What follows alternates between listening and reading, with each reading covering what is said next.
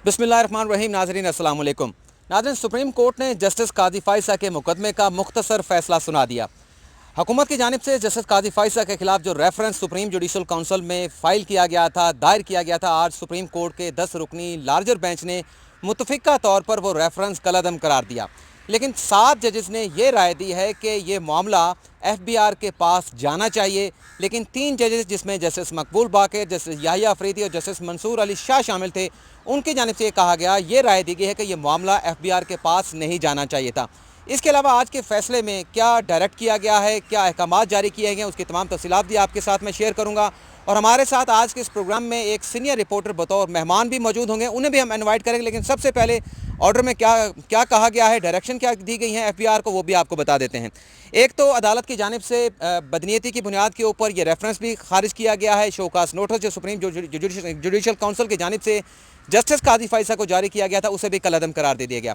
FBI को ये direction जारी की गई हैं कि इस अदालती फ़ैसले के 7 रोज़ के बाद FBI के जो मुतलका कमिश्नर होगा, वो जस्टिस काजी फाइसा की अहलिया और बच्चों को नोटिस जारी करेंगे। और FBI का मुतलका कमिश्नर 60 रोज़ के अंदर लंदन की जायदादों के मामले पर फैसला करेगा। और फिर 75 रोज़ में, यानी कि मजमूई तौर पर 75 रोज़ में इस सारे मामले का फ़ैसला सुना दिया जाएगा। लेकिन अगर 100 रोज़ में FBI का मुतलका कमिश्नर या FBI इस मामले पर फ़ैसला नहीं कर पाता, तो इस सूरत में FBI को सुप्रीम जुडिशल काउंसिल के सेक्रेटरी, जो कि रजिस्ट्रार सुप्रीम कोर्ट होते हैं, उन्हें इस मामले पर वजाहत देना होगी। लेकिन अगर 75 रोज़ में फ़ैसला आ जाता है इस मामले पर, उस फैसले से भी सुप्रीम जुडिशल काउंसिल के सेक्रेटरी को आगाह करना होगा। और secretary supreme judicial council FBI के उस फैसले से चेयरमैन सुप्रीम जुडिशल काउंसिल को आगाह करेंगे। ये फ़ैसला जो है अदालत की जानिब से दिया गया है। लेकिन जस्टिस याहिया अफरीदी ने आज के इस मुख्तसर फ़ैसले में जस्टिस काजी फाइसा की जो दरख्वास्त थी सुप्रीम जुडिशल काउंसिल के ख़िलाफ़, सदारती रेफरेंस के ख़िलाफ़, उसे डिसमिस किया। लेकिन बार काउंसिल और बार एसोसिएशन की जानिब से दरख्वास्तें दायर की गई थी, उन्हें एक्सेप्ट किया गया। अब हम अपने मेहमान को इन्वाइट करेंगे। नासिर इकबाल साहब हैं, डॉन न्यूज़ से उनका ताल्लुक़ है। उनसे हम ये जानेंगे कि जब ये रेफरेंस बनाया गया, उस वक्त रेफरेंस की कंडीशन क्या थी, सुप्रीम कोर्ट इस नतीजे पर क्यों पहुंची कि इस रेफरेंस को खारिज किया जाए। और ये जो बातें हो रही थी कि हुकूमत को संगीन नताइज का सामना करना पड़ेगा, और एसेट रिकवरी यूनिट के हवाले से बातें आ रही थी कि शायद एसेट रिकवरी यूनिट को भी कलअदम करार दे दी जाए। तो नासिर साहब, अस्सलाम वालेकुम। हमारे प्रोग्राम में आने का आज आपकी पहली एंट्री है हमारे प्रोग्राम में। शुक्रिया, आपने आपकी नज़र इल्तिफ़ात गई मेरे पे भी। नहीं, ये हमारी तो गफलत कोताही थी, लेकिन ज़ाहिर सी बात है आप डिज़र्व करते हैं। आप लोग नहीं आएंगे, आप सीनियर रिपोर्टर हैं, हमें तो 10 साल हुए हैं, आप तो मेरे ख्याल में 2 डेकेड से ज़्यादा से रिपोर्टिंग कर रहे हैं। ये बताएं कि आज के इस फैसले को आप किस नज़र से देखते हैं, पहले तो आप ये बताएंगे। देखें इमरान वसीम साहब, देखें ये तो तय है ना कि मेजॉरिटी जजेज़ ने, तमाम जजेज़ ने मिल के ये जो हुकूमत का रेफरेंस था वो कॉश कर दिया, का मतलब वो ख़त्म कर दिया। और जो शोकॉज सुप्रीम जुडिशल काउंसिल ने इशू किया था वो भी ख़त्म हो गया। तो देखें ये एक तरह से गवर्नमेंट की डिफीट तो है, क्योंकि आपको पता है गवर्नमेंट ने बहुत धूम धड़के से ये, मतलब वैसे तो खामोशी थी, लेकिन एक कैंपेन तो चल रही थी ना सोशल मीडिया में, जज के ख़िलाफ़, उसकी फैमिली के ख़िलाफ़ एक स्टिग्मा लगा दिया था।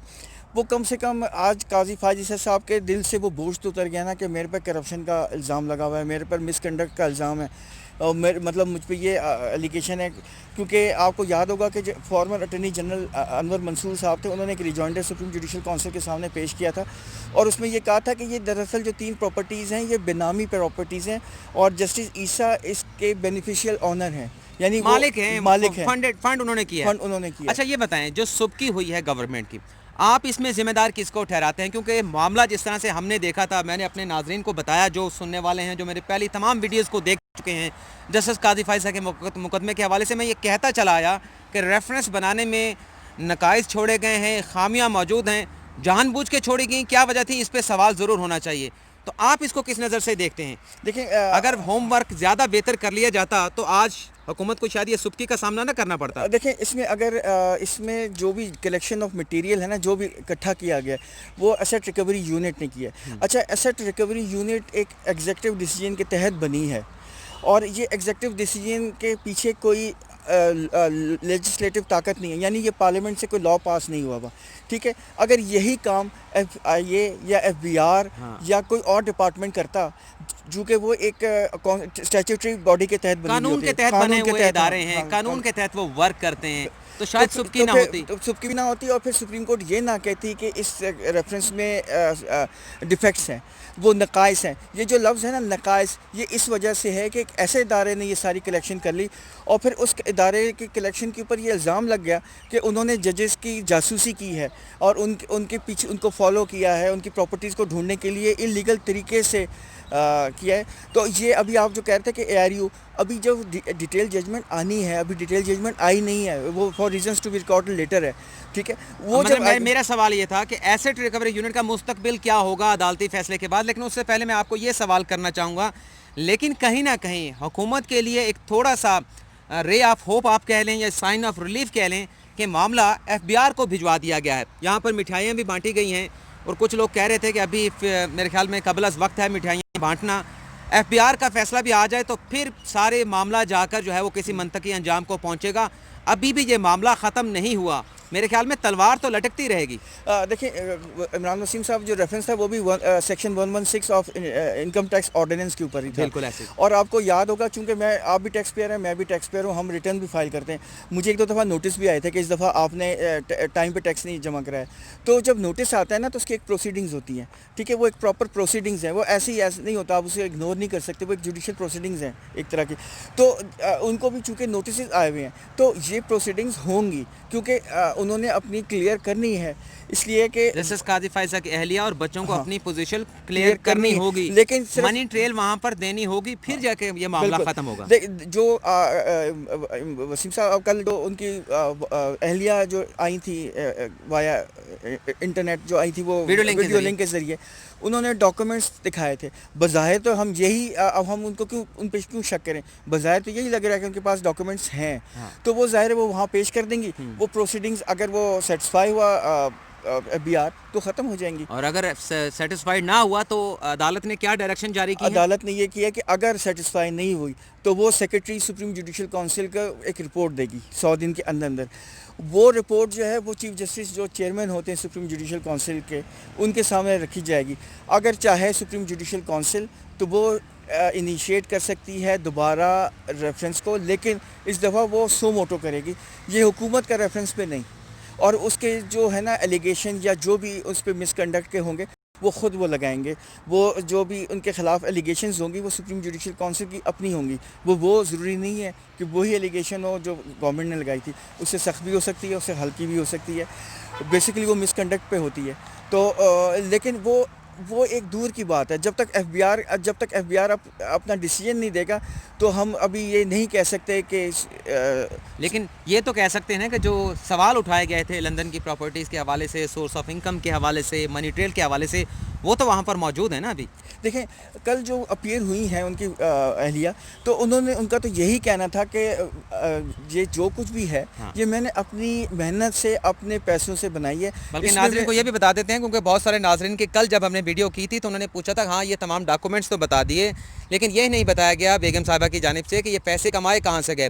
ایک تو وہ جاب بھی کرتی تھیں لیکن ظاہر سی بات ہے جو جابینز ہوتا ہے اس کی جو سیونگ ہوتی ہے وہ اتنی زیادہ نہیں ہوتی، لیکن 1100 ایکڑ زرعی زمین ان کی ہے، وہ بھی انہوں نے ان کے خسرہ نمبر وغیرہ بھی بتائے تھے. لیکن فی الحال جو میں سوال کر رہا تھا یہ معاملہ ابھی کسی کروٹ بیٹھا نہیں ہے.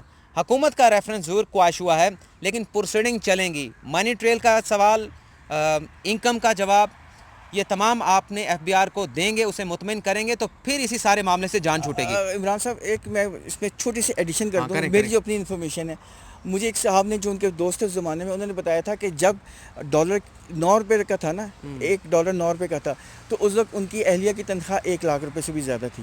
ٹھیک ہے، تو وہ خاتون ہیں، ان کے مطلب وہ لینڈڈ خاتون ہے، اور بلکہ انہوں نے کوئی پراپرٹی بھی 2 کراچی کی بیچی تھی، 2 پراپرٹی ان کی بیچی تھی. اور ان کا یہ بھی کلیم تھا کہ اسلام آباد کی ایک 500 گز کی جو پراپرٹی ہے اس کی ٹوٹل ویلیو جو وہاں میری پراپرٹیز ہیں اس کے برابر ہے.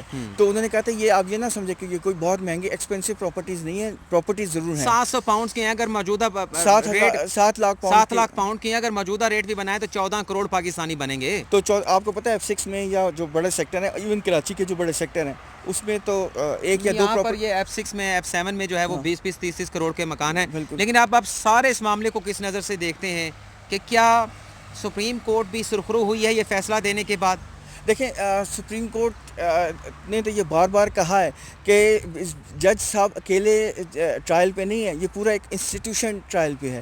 تو اسی لیے تو آپ کو جسٹس یحییٰ آفریدی صاحب نے ان کی پٹیشن ڈسمس کی ہے، مینٹینیبل نہیں کہا. انہوں نے کہا کہ ایک جج کا یہ کو زیب نہیں دیتا کہ وہ، اور آپ کو پتہ ہے کہ پرسوں وہ خود بھی پیش ایک آئے جج تھے. کو زیب نہیں دیتا کہ وہ خود عدالت میں آ کے کھڑا ہو جائے اور آرگو کرے. بالکل.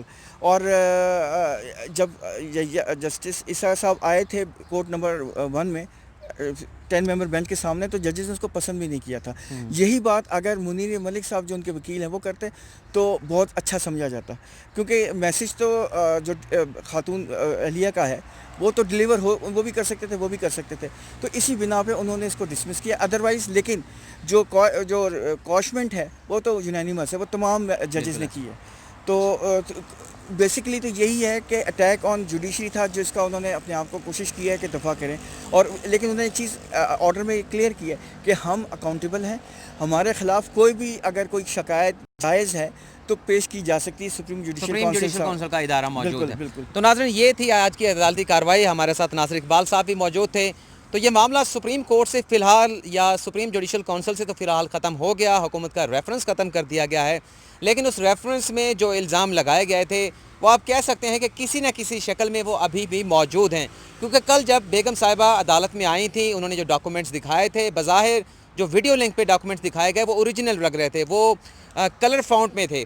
لیکن عدالت نے بھی کہا تھا کہ ہم آپ کے ان ڈاکومنٹس پر فیصلہ نہیں دے سکتے.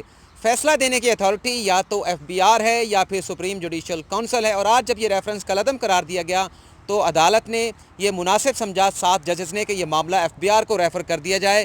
یہ معاملہ اسی طرح سے جو ہے وہ نہ چلتا رہے، یہاں پہ اسے نہ روک دیا جائے، بلکہ اس پر بھی کوئی فیصلہ آنا چاہیے، ان سوالوں کے جواب آنے چاہیے. اور اسی لیے 75 دن کا وقت دیا گیا ہے ایف بی آر کو کہ 75 دن میں اس معاملے پر فیصلہ کر کے سیکرٹری سپریم جوڈیشل کونسل کو رپورٹ دی جائے.